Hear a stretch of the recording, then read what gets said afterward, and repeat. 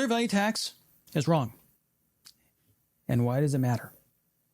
I'll tell you. Hey everyone, Shane here. And my jaw almost hit the floor when I heard ClearValue Tax suggest his strategy for quiet quitters. I mean, here's a gentleman who, gosh, is so well known in the financial YouTube community, and he's got affiliate relationships with brokerages that are promoting these stocks and companies that base their value on worker productivity and efficiency. And in all honesty, ClearValue Tax is just a really, really nice guy, and he's got his heart in the right place. But I think he's just plain wrong. How so? Let's find out.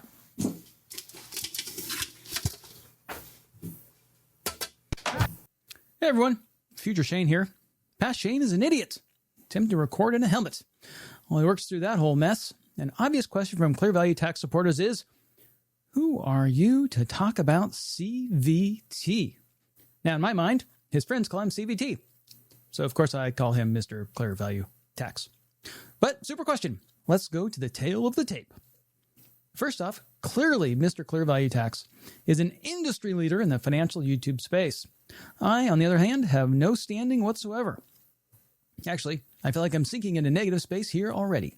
Or my chair is broken. Secondly, Mr. ClearValue Tax has over 1.6 million loyal fans and followers, as he pumps out high-quality content on a consistent basis. I, on the other hand, have one follower.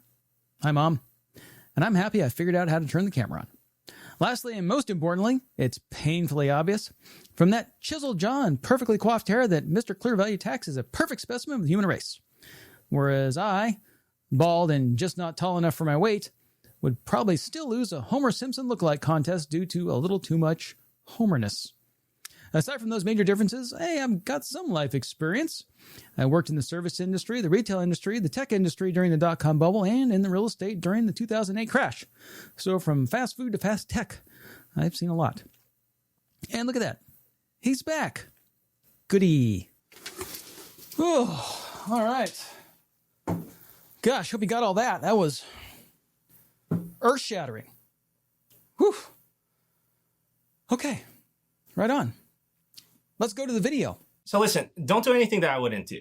A recession is coming. If you're a quiet quitter and you don't want to get cut, then you're going to have to be smart about this. I would suggest having little spurts of productivity to appear more valuable than you are. So you essentially want to appear like you're carrying your weight. So you may truly be carrying your weight, but you just have to make sure that your bosses see that. Appearances at work are so important. So if you're going to do anything, that requires effort, just make sure that you get some visibility and some recognition. So that's probably going to hold you over from getting fired for a good 6 to 8 weeks. And then you're going to probably have to put up another show. So you're going to have to keep doing this until the recession blows over. So listen, I'm just trying to help people not get fired. So I hope you didn't misconstrue my message. Okay, so here's what I got from that. The premise is that the quiet quitters out there need to secure their jobs as the market turns. And here's the suggested strategy. And if you're a quiet quitter and you don't want to get caught, right? That's the key. Don't get caught as a quiet quitter. Have little spurts of productivity to appear more valuable than you actually are. So what are you going to have to do? Well, basically every, 6 to 8 weeks, do something really good that your boss sees. And then do that continually through the recession. Now, here's my concern over that advice. And the way I interpret it is that he's suggesting that you be pseudo-productive for the next couple of years in hopes that you keep your job and the pending recession ends. And I think, totally my opinion, that he's describing the exact issue that the job market's facing today. So let me walk down the road, okay? COVID contracted the workforce, right? And the supply chain, okay? The Fed turned on the money printer, right? Businesses and sales roared back, and the labor market, right, demand skyrocketed. And businesses hired, right, for today and for a very, very rosy future. Yet, about 4 million workers left and didn't come back. So now that's a huge gap between available workers and jobs. And now we're dealing with the bullwhip effect. Like tech companies having to lay off droves of people. And everyone is expecting it to get worse next year.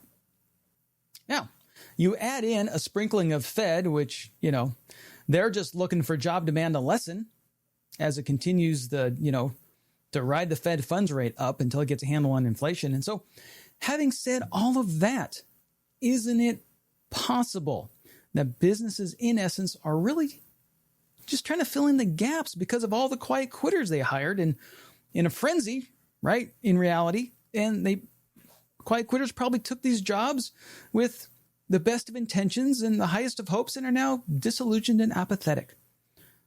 And wouldn't following Mr. ClearValue Tax's advice only extend the vicious cycle, right, of businesses needing to compensate for the quiet quitters and only doing a sixth of the work of a motivated, productive employee? Plus, what if this 1/6 effort becomes too little, too late, right? And the other employees are stepping up their game and the quiet quitter is, facing maybe poor reviews and ho-hum results without enough time to catch up. That's how I hear that. You hear that the same way I do? Let me know your thoughts down below. Now, having said all that, we know Mr. ClearValue Tax, his heart is 100% in the right place. No disputing, wanting everyone to stay employed through the upcoming recession.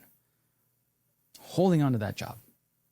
And I want you, the viewers, your friends, your family, I want everyone to be safe and secure through what's about to happen.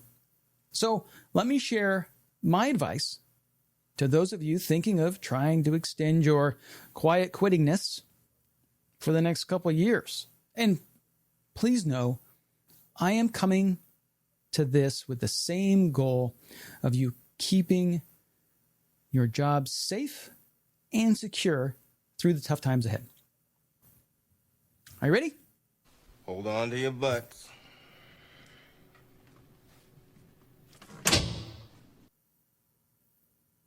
Strategy is quit. Yeah, I said it. Quit.